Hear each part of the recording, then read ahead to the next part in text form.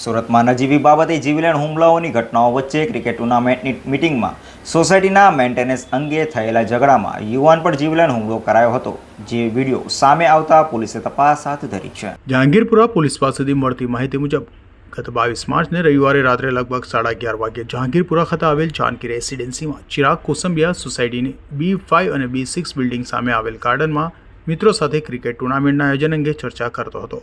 તે દરમિયાન સોસાયટીમાં રહેતો ભરત સુરતી ત્યાં આવી પહોંચ્યો હતો અને મીટિંગ અંગે વાંધો ઉઠાવી બોલાચાલી કરી હતી.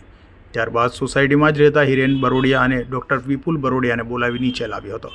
વાતચીત દરમિયાન ભરત સુરતીએ સેન્ડિંગ કામમાં ઉપયોગમાં લેવાતો હથોડો લઈને આવ્યો હતો અને ચિરાગના ગળાના ભાગે હુમલો કર્યો હતો. સાથે ગાળો બાંધી તારા નાટક વધી ગયા છે, આજે તો તને પતાવી જ નાખું કહી ધમકી આપી હતી.